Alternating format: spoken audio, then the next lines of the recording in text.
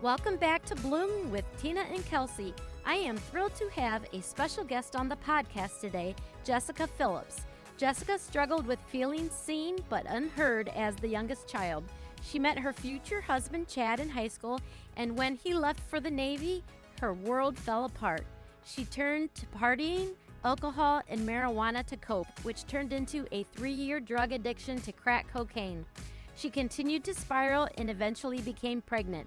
Yet, this was a turning point for her as she checked herself into rehab. She says God is the reason why she was able to recover and not relapse, and is the only reason she survived.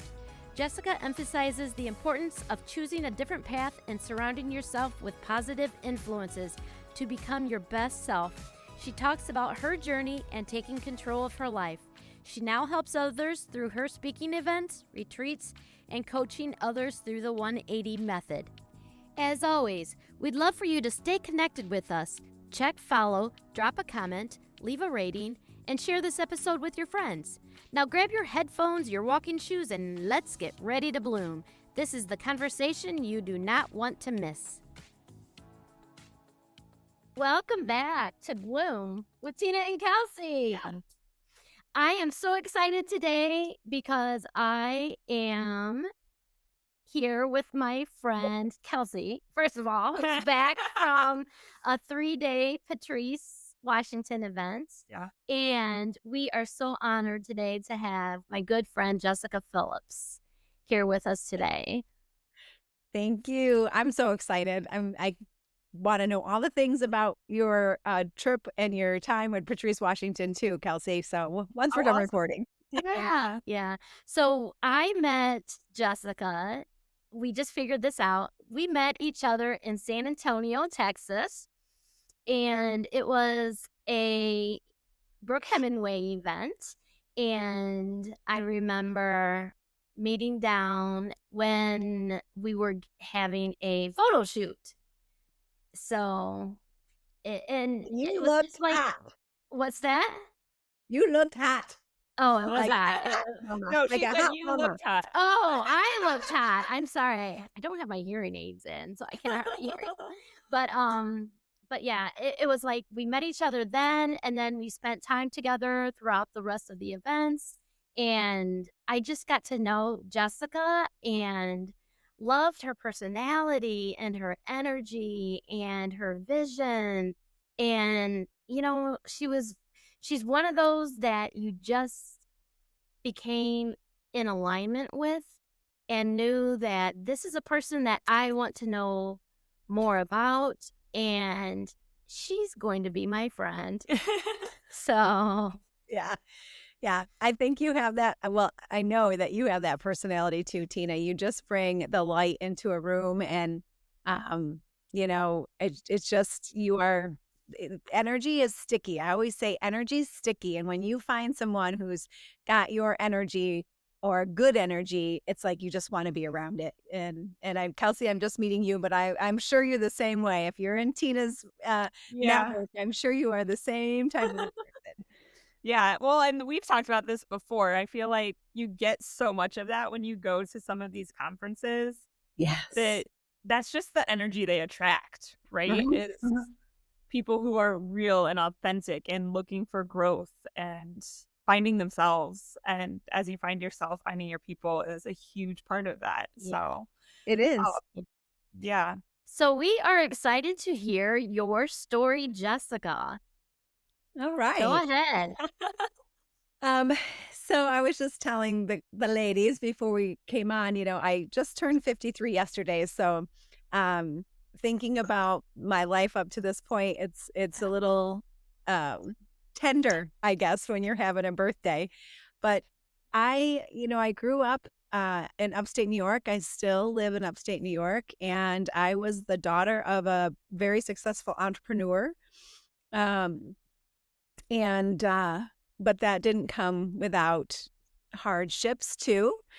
So, growing up, I was the youngest in my family. I was youngest by 7 years. So there were 3 children, my 2 sisters and a brother, and they were like within 4 years of each other. So it Oh, was, wow. they were close. And then 7 years later, I was born. So kind of like an only child, but not. And it was very, it was hard for me to navigate that Yeah. because I was very much under the children should be seen and not heard, um, thought pattern in my house. And so while those kids were established, my oldest sister was 10, my next sister was 9, and my brother was 7 when I was born. So they were, at 10 years old, you're doing your thing. Um, she absolutely did not want a younger sister or younger sibling at all. So it was hard. It was hard to navigate. And, kind of like you, Tina, I've always been a sensitive soul and can read people's energy and tend to be an empath. So always trying to make sure that you're matching the energy or bringing the energy up. And when you are that type of a person, it also means you're absorbing all the negative as much as you can. And so now that I'm 53, I can look back and think, well, of course you made the choices you made because you were hurting and you had you didn't understand it. You didn't understand it. You didn't have anybody to talk to. And so you had to kind of figure things out on your own, you know? Yeah. How incredible that it's so hard to look back and be able to give yourself that compassion. Mm-hmm. So Mm-hmm. kudos to you for being able to recognize that. I think a lot of us spend so many years just trying to navigate how to have compassion for our younger selves because Sure. we were doing the best we could and making decisions with what we knew how at that time. Absolutely. And there's so much talk in the self-help world about um that little girl. The little girl, and there's little girl meditations, and there are there's some narratives that say you need to, leave her behind and move forward into this new person you're becoming. And I I truly believe that until you go back and sit with that younger version of yourself, like really sit with her and let her speak her truth to you, you are going to have a very difficult time blooming, growing, and moving into the next season that God's calling you to move into because she's part of you. She is, for me, she's the one I had been protecting all my life. She's the one who I want to give a voice to now. And if you can't acknowledge her and you try and ignore her, she's going to do what any 2-year-old does. She's Yeah. going to cause trouble so she can get attention, right? Yeah. Yeah. Yeah, it's definitely necessary, but it took me a lot of years and it took me a lot of pain. Um, we, interestingly enough, I do a little girl meditation often, and the last time I did it, sit with your little girl and you just kind of ask her where do you want to go? Like, let's go for a walk. And she took me to the barn. And it was interesting to me because we raised horses. We had 17 at one point and we showed them and they love to dress me up in little bows and put me on the horse, but I was never really allowed to fall in love with that sport. I did do, I showed and I did the game, I never get to do barrels, which I wanted to do, but I did some of the other games that I could do with My Little Pony, but it was always my older sister's realm.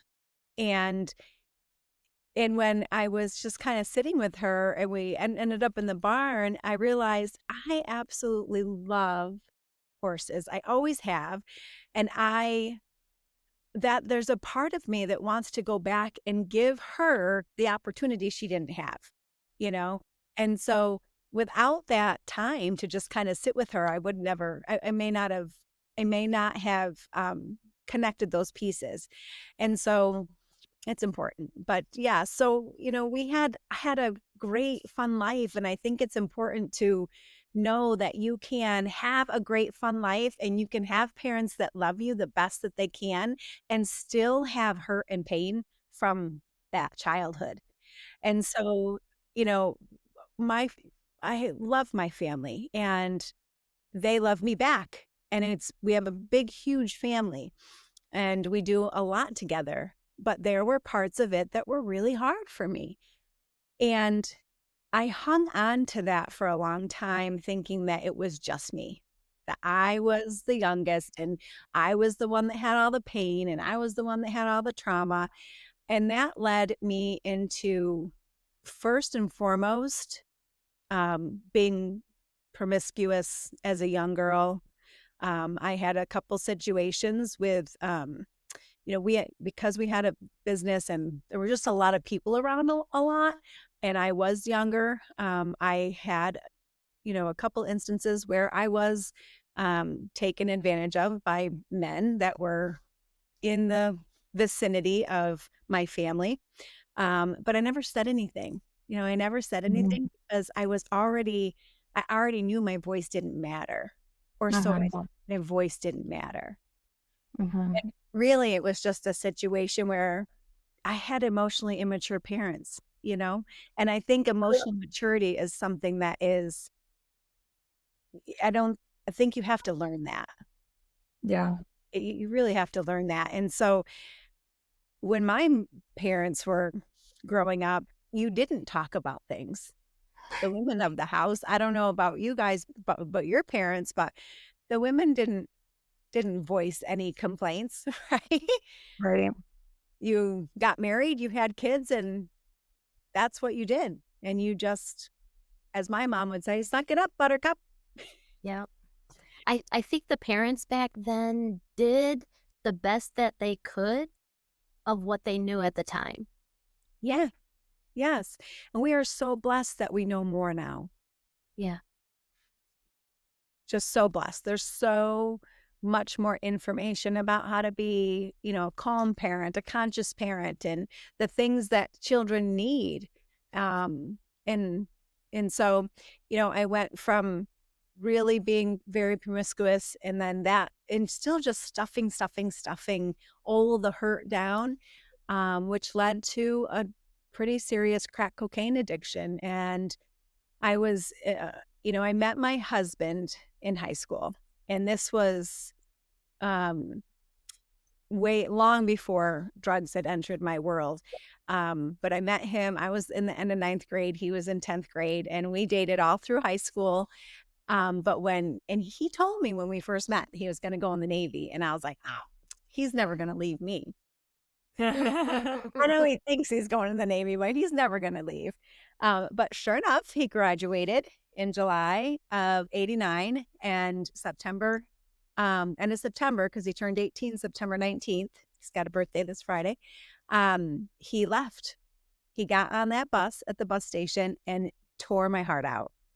Wow. He was my rock. He's still my rock. He is always the person he has always seen my soul. He just loves me better than anyone else ever could. And so when he left, my world fell apart.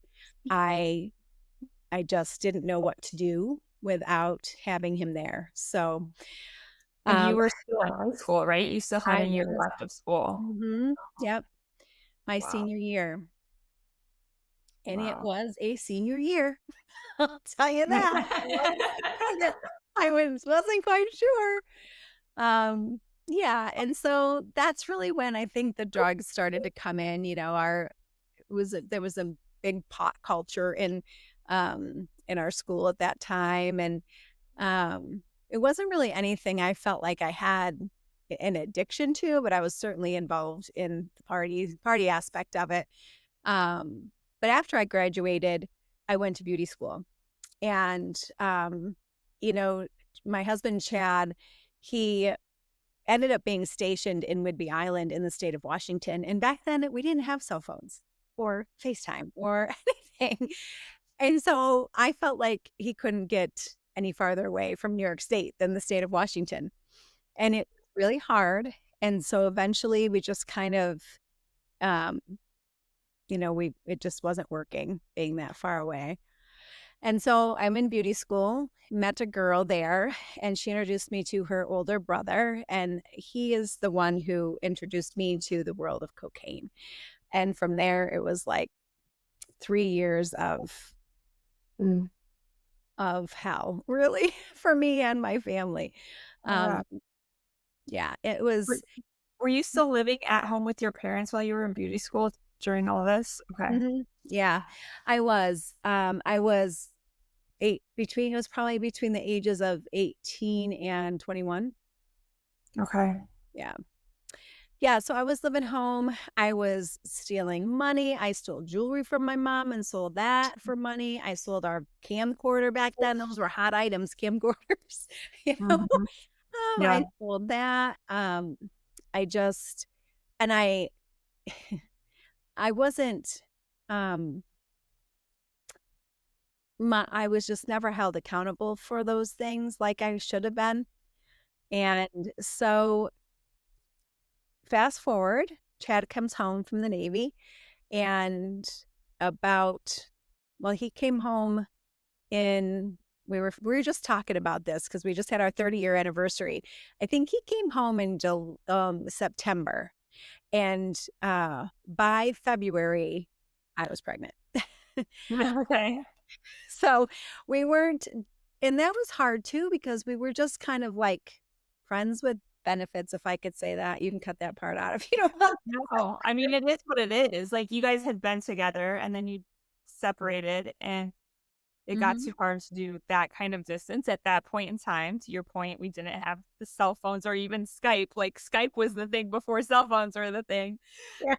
Um, None of that. and yeah, no, so that makes a lot of sense. So he came back and you guys kind of reconnected, but not on that like deeper relationship level yet.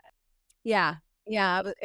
I was just telling him that, again, when we were talking about things on our anniversary, I'm like, I thought you kept hanging around for my girlfriend. I thought you were into Joanne. And this girl I had also met in beauty school, she was like 10 or 15 years older than us. And he's like, what? And I'm like, I didn't know why you kept hanging around, but he Now, did. God bless him. did Chad know that you were into drugs while he was gone? He didn't. We stayed in contact. Like he would call and complain about his girlfriends, and I would complain about my boyfriends, and we would we stayed in contact. But no, he didn't know the level of what I was involved with, and so and we would hook up, and then I'd be gone for a week or two, and then I'd come back. It was he knew, but he didn't know. No. Right. He was certainly not into any of that.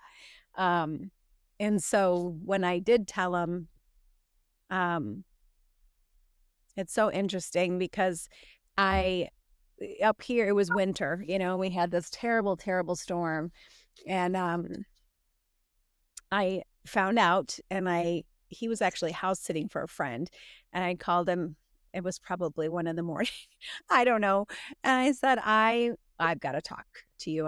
We need to talk. And so he had to shovel. I don't know. We had this huge snowstorm. There must have been 2 or 3 feet of snow in the driveway Right. that he had to shovel. Yeah. And I came and I told him, and he said, you have to, you will stop. This is not going to happen with my child. And um, so yeah, I ended up, that was on the heels of a bender that I really thought, because I had made, at that point, I didn't think I mattered. I really didn't think I mattered to anyone, which is probably why I didn't think he was hanging around for me. He was hanging around for my friend. And so when I found out I was pregnant, I decided I am just going to go and, party. And if Lord willing, I'll just overdose and I'll be done and nobody will know. I won't be a burden to anybody. And I won't have to deal with this because I just didn't know. I had no idea how to deal with it. Yeah. when you are in addiction, and I didn't come from a family that dealt with that or ever had anybody close to them that dealt with that on that level. A lot of alcohol in my family, a lot of alcohol in my family, but not that. So you're always trying to quit. At least I was, and I think most people are. It's not something you want to be repeating, week after week after week. But if you're not, if there's no one there to help you heal those hurts and those wounds that you keep trying to hide and numb, it's virtually impossible to stop. Mm. It's a cycle, and it's hard to give voice to that part of addiction, I think, because nobody ever sets out when they do smoke their first joint, do their first line, to be an addict. Nobody's like, Right. oh, this is my path, this is the path I'm going down. So I think we need to be sensitive to the fact that they are hurting. They're hurting, and someone needs to walk them through that touchy path of figuring out what from, because they might not even know at that point. Right. Hey there, Bloom listeners. It's Tina Baden here, and I want to take a moment to share something exciting with you. Have you ever found joy in helping others feel their best? Or thought about how great it would be to boost your own health, energy, or even your finances? If that sounds like you, then I've got something special to share with you. Let's talk about Plexus, their amazing range of products. It's designed to support your wellness journey and help you feel fantastic. From gut health, energy boosters, to weight loss, there's truly something for everyone. And here's where it gets really exciting. If you love sharing what you're passionate about, the business opportunity could be just what you're looking for. I can honestly say that Plexus has changed my life for the better, both through health and finances. Yet, it's more than just a business. It's a wonderful community that supports and uplifts each other. If you're curious and you think this might be a good fit for you, why not join me? It could be fun. Message me at Bloom with Tina and Kelsey on Facebook Messenger. Embark on this journey and let's bloom into our best selves together. I didn't know I just thought I was bad. I thought I was bad and I didn't matter. And I just believed all the things that all the lies that were never meant for me to carry, And so I just thought I was a bad person. And I was the bad one of the family. Wasn't until years later I figured out what was really going on. But yeah, so I was on this 3-day bender, and I had this situation where I was at this house. We had gone because this couple wanted to celebrate their anniversary with $100 worth of cocaine. I was with my dealer, and we went and decided we would partake in this anniversary present for them. And as I walked into the kitchen, I'm sitting down, and I saw something move out of the corner of my eye, and I turned, and it was 2 little blonde-haired twins, about 3 years old. They had popped up on the couch, and they had their couch kind of situated so it blocked off the kitchen and the living room, which I thought, that's really strange. You would position your couch like that. And then I realized, they don't want their kids seeing what's about to happen. And when I saw those kids, because remember, I am so much younger than my siblings, I had nieces and nephews at that point, and they were closer in age, just about as close to me in age as I was to my siblings. So I was like aunt, sister to them. They were my world. And of course, I knew at that point I was pregnant, and it broke me to see those blonde hair and blue-eyed innocent children about to witness what was going to happen there. And I said, you got to take me home. You got to take me back to my car. I got to get out of here right now. Right now. And that's when I went back to my car. I went home. My parents were in Florida for the winter. And I called Chad and said, we've got to talk. So anyway, went there, crashed because I had been up for days, and then woke up, and my older sister, lo and behold, drove me to a rehab that was about an hour away from home, and I checked myself in and never looked back. Oh, Yeah. that's incredible. So you were able to check yourself in. That's the first time you had done like a rehab program, it sounds like.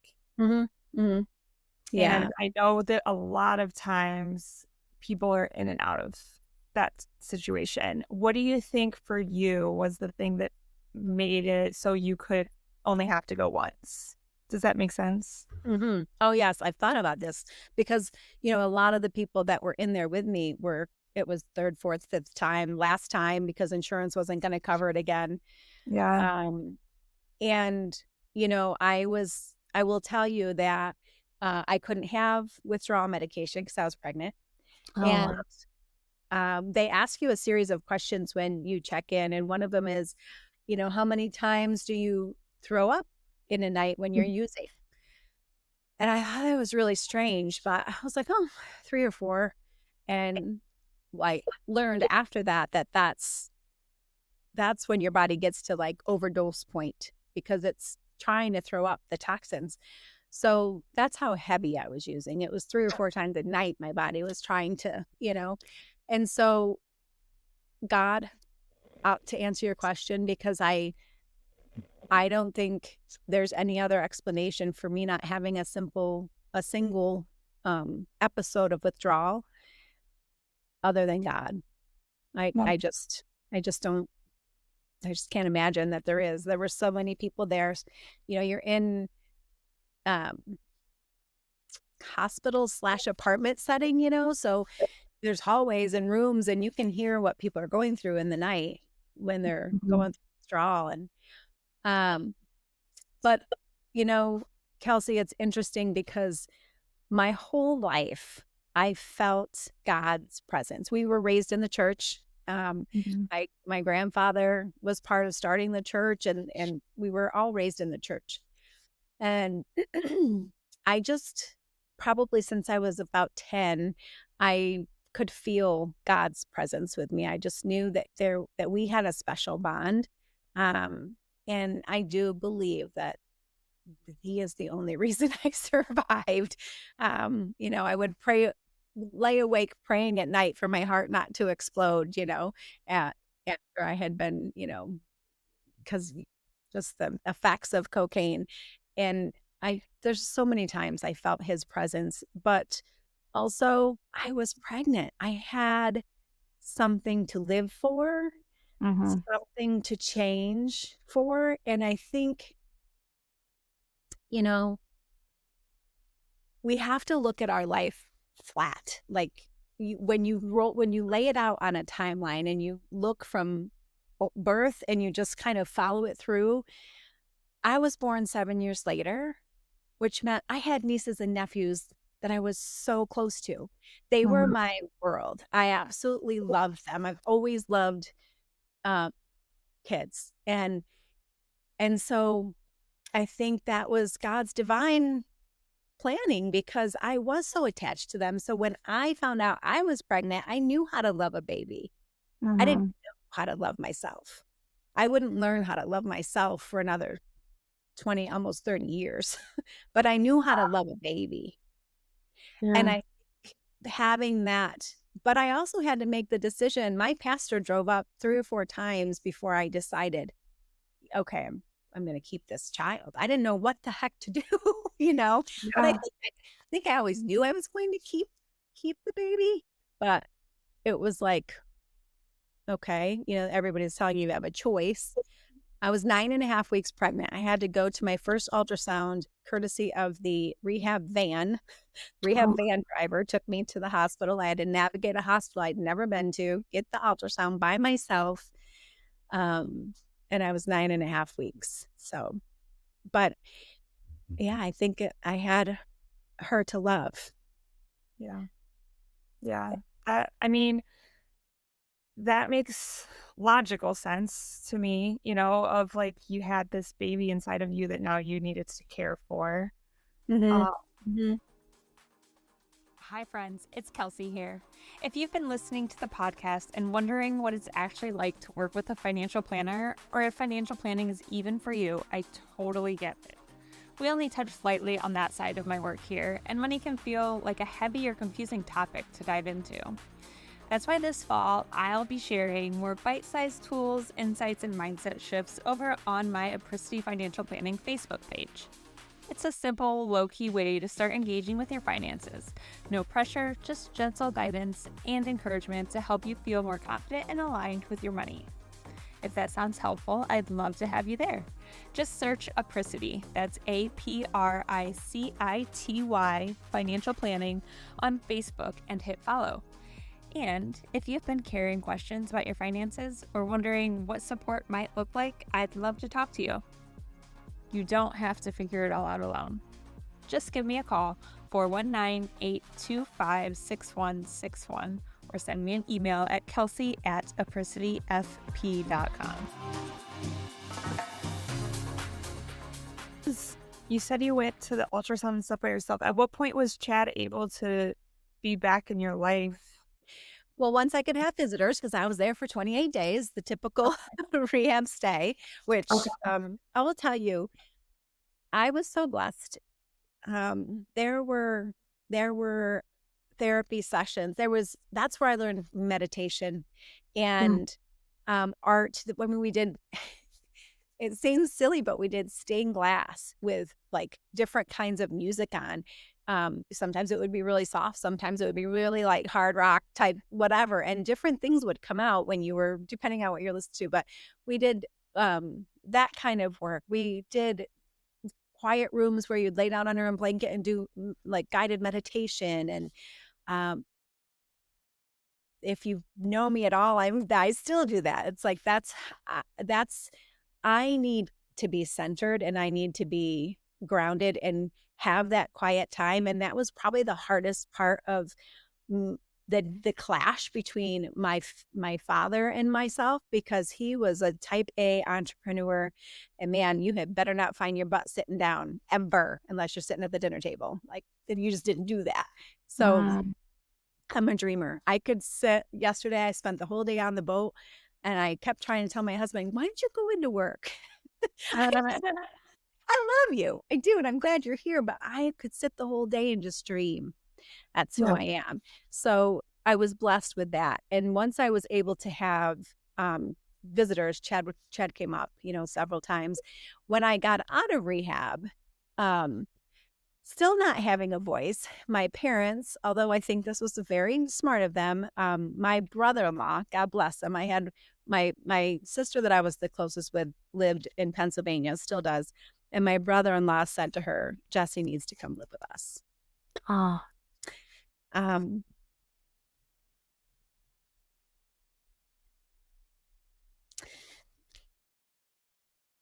He's heavy on my heart today.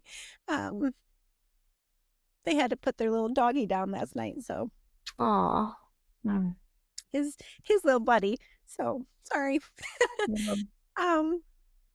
Yeah. So I went and I lived with them. I came home from rehab, and it's silly things like this. Like, my mom came to pick me up with her best friend. She couldn't even come by herself to pick her daughter up from rehab. She had to bring her friend with her. It's those things that impact a child. I always tell people the greatest gift you can give yourself is to heal yourself. Heal those wounds. The greatest gift you can give your child, and yourself, is to heal your wounds, because they need a whole person. And my mom just wasn't a whole person. I don't think she ever learned to use her voice. And so she picked me up, and then I think the next day we were on our way to PA, and I lived there. Chad came down several times, and then I happened to come home one weekend, and we just decided, okay, this is foolish. If we're going to do this, we're going to do this. So I moved home, and here we are, 30 years and 3 kids and 2 grandbabies later. How far along were you when you moved back home? I was trying to think about that because I must have been at least 6 months, 6 months Okay. at least. Um, you know, of course, when Victoria was born, we're counting her fingers and counting her toes because you hear such horrible things about drug addicted babies. And they had to put a little, of course, you probably have seen these, Tina, being a nurse, but a little thing on her to catch her urine to make sure that she didn't have any substances in her. And, that's all humiliating when you're, but I never lied or hid the fact that I had used. I told my doctor right up front, exactly my story. I wanted them to know. I wanted to do anything I could to make sure she was going to be okay. And so, anyway, she was born perfectly, all her fingers, all her toes, no problems. And yeah, so it was it was a lot to all of a sudden decide, yeah, we're going to be back together and we're going to have a baby in 2 months. Yeah, surprise, we have a baby. Yeah. Yeah. Yeah, that's a lot. But Yeah. what a miracle that you, because you got pregnant, you were able to see that you needed to go into therapy. Because otherwise, who knows if you ever would have gotten to that point of going there. Mm-hmm. And not only just to heal the drug addiction, but it sounds like you learned a lot of skills that have helped you eventually find yourself and heal all those other inner child wounds 20 years down the road. Yeah. Yeah, I still have. I actually just pulled something out the other day that, a poem that I was given there, and it talks about, I walk down the road and fall, then there's a hole and I see a hole and I fall in it. The next day I walk down the road, I see the hole and I fall in it again. Next day I walk down the road, I see the hole and I walk around it. The next day I walk down a different road. And I'm a words, a poetry, a visual person. And that just stuck to me. It's like, I can walk down a different road. I don't have to walk down this road. And I don't have to walk down the road my parents walked down. I can walk down my own road. I can create my own path. Right. Yeah. And how did you say that like image came to you, or when did that happen? That saying, that was a poem they gave me in rehab. Oh, okay. Yeah. Actually, I just had it. I think I have it I've just pulled it out and to look at for something, something I'm going to share at an event I've got going on. I don't want to say too much about it, but anyway, there was so much there that I got out of that I needed. I just needed those 28 days to be away from my family and away from the chaos and just release some of the stuff that I was trying to bury. And like, I have this light method framework that I teach now. And the first step is take the lid off. Like, you got to take the lid off and look at what the heck is going on in there. Where did it come from? Is it really your stuff that you have to deal with? Or did it come from your parents' insecurities, your, teachers' insecurities? Or what is all this shame and guilt and fear and comparison we carry around, and why is it there? And it took me a long time because I was mostly focused on making darn sure that I was a good parent because I knew everybody expected me to fail. And yeah, that was my focus for the next 20 some years. Yeah. At what point did you realize, do you feel, or was there a defining moment that you realized that being a good parent meant you becoming your best self? Because you said that earlier, like the best gift you can give your child is to heal yourself. Kelsey, I will tell you, I think I'm still learning what that means, because the biggest awareness that I think moved me in another direction, one I will say is exactly what you said when we first started this episode, is get in the room. You have to get in the room with people who are thinking differently than you are, and not in a bad way, but in a good way. Like, get in the room with people who are doing the things and living the life that you want to live, because there's energy there, and they want to tell you what they've done. They want to share it with you. That's why they created the room. And so that was the first, first thing that helped me get to that point. But I was having some quiet time. My dad passed away 3 years ago now. And I was journaling one day and just sitting with God. And, I said to him, how can I carry all the anger and resentment I have for him, and also the love and appreciation for all that he did for us? How you have to help me carry both, because I don't know how. And he literally said to me, Jessica, you can't. You cannot carry darkness and lightness together. You can't have both. You have to lay one down. And I realized in that moment, I was not the only one with a story. And I had been unknowingly hanging on to this victim mindset that was stifling me. I was the one that came 7 years later. I was the one that, was abused. I was the one that had the drug. I was the one that had to burden all this and shoulder all this. Well, guess what? Your siblings have a story too, Jessica.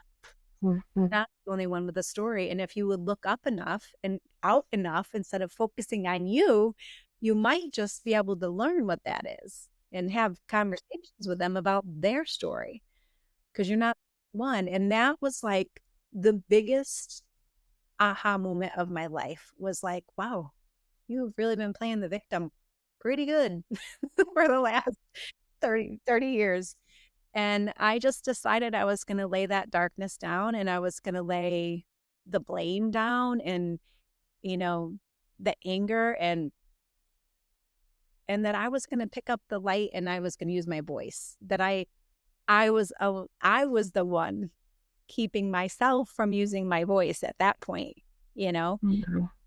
because of my mindset of feeling like the victim. Yeah. Really, like you said, Tina, when you look at all the ways that the life played out, like, there's no victim there.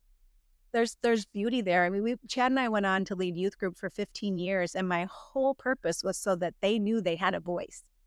To give these kids, we would take them into the woods. They'd have to use compasses to find different spots and earn their food. Remember Soul Survivor? I think that's still out, right? Survivor. Yeah. Oh, we are Yes. Survivor, SOUL. And 15 years we would work with these kids for 6 weeks, and then we'd go in the woods for a whole weekend, and they'd have obstacle courses and all this stuff, just to teach them that they can do hard things, and that their voices mattered, that they mattered. So much beauty came out of it, but it won't if you're still living in the pain and the hurt and the trauma. Yeah. How did you ever find the retreats that you've been to? I mean, how did you get into that room? Well, the most unusual way, I think. I got involved with network marketing. And when I did get involved, my family was like, what are you doing? This is your name. People trust you. You're going to ruin your reputation. And what if this is a scam? And I remember saying, listen, I've watched these people long enough, and I have creeped on their Facebook pages long enough. And most of these women that are in this circle are Christians. So if they're all lying, they're going to hell. They're going to go to hell if they're all lying. So I can't imagine they're all lying. So I'm giving it a try. And so cautiously, I got involved in that. And then with that kind of a business where you have to use your voice, you have to do big, scary things, and there's no way you cannot get into the world of self-development.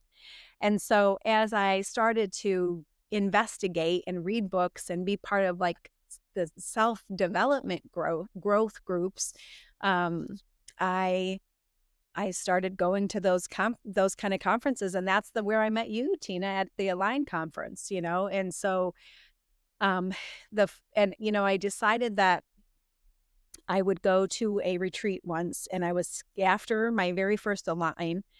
um the curator of that event had a retreat, and I decided I would go. And I don't know why, but I signed up, and then I realized um that I did felt like I did not belong. I was so scared to be there. I thought I was going to walk in and it was going to be, you know, terrible, that everyone was going to be judging everybody, and it's just not like that. It's just not like that. That completely Mhm. changed the trajectory of my life, giving myself permission to take up space in a room where I wasn't sure I belonged. Yeah. We have a Mhm. mutual friend in the industry. Her name's Corey Rufner, and she has a podcast, and she asks on the podcast, "What is your definition of courage?" And when she asked me that, I just remembered standing at the rehab desk, signing myself in. And I said, I believe courage is standing up for yourself when you don't think you have the strength to do that. Like when you don't even think you can, standing for your own truths. And I felt like I did that again when I said yes to getting in that room, like, standing up and doing the scary thing, even though you don't think you can. That sounds a lot like a post I literally just made on Facebook today. That's so Oh, funny that you just said that. yeah. But it's just Are if you you don't sticky? ever I mean, it's just how the world works, right? Like how it all happens. But if you don't confront your fears, like there has to be discomfort before there's growth. Oh, There Yes. has to.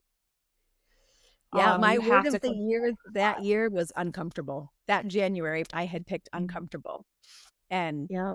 yeah, I Mhm. always tell people don't choose it because the Lord will provide. He will provide. That's right. Well, tell our listeners what you're doing now, Jessica, with that voice. Sure. So I have a retreat coming up at the end of October, and it's called Rooted and Rising.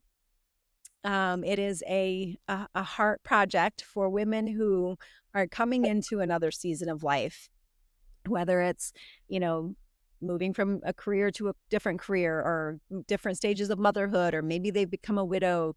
But oftentimes I feel like we get through a season of life and we think that's it, and I found in my journey, my growth journey myself, that so many women would come into our community, and they'd say, I thought I was the only one, and that didn't that felt this way, or I thought my purpose was over once I raised my kids, or did this or did that. And so I'm just really excited. We're going to do it here in the Finger Lakes. So it's going to be a beautiful fall. And then so that's one thing I have going on. I am also 180 method coach. So that is a certification that I had been working on, and I'm really excited to be opening spots for that coaching. That part of my story was, again, something that broke more healing open, because there you can get stuck in the self-help models, and I feel like they can keep you circling back to the pain point, and when I found the 180 method and went through it myself and got to the root um of what I was believing about myself and how that was creating my circumstances and things of that nature, it really changed things for me. So excited to be bringing that to people. Yeah, I got to speak on stage and tell my story this year. So Wow.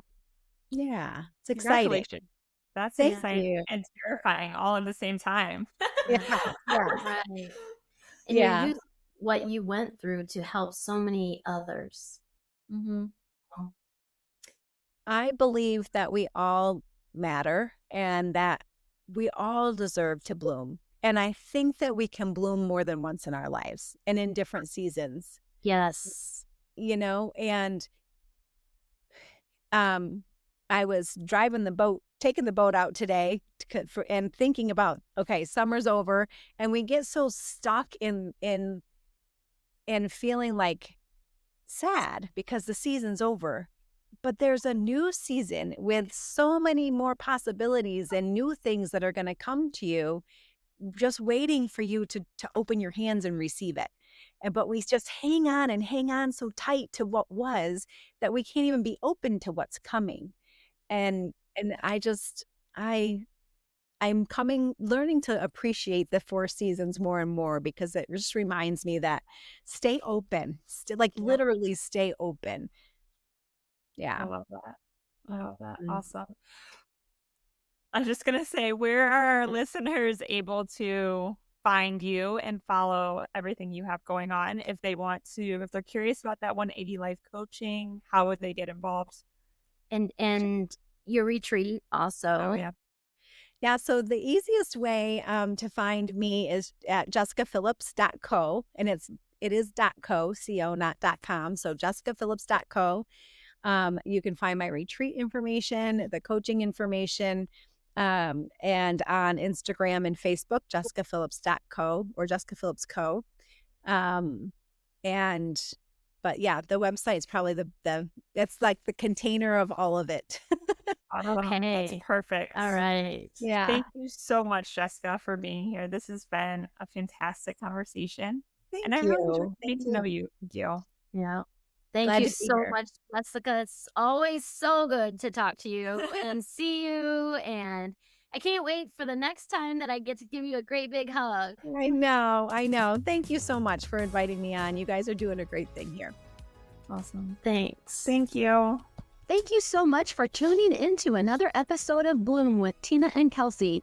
Your support truly means the world to us, and we're so grateful to have you as part of our blossoming community. We hope you enjoyed this week's conversation and found inspiration in our discussions. Don't forget to subscribe so you never miss an episode.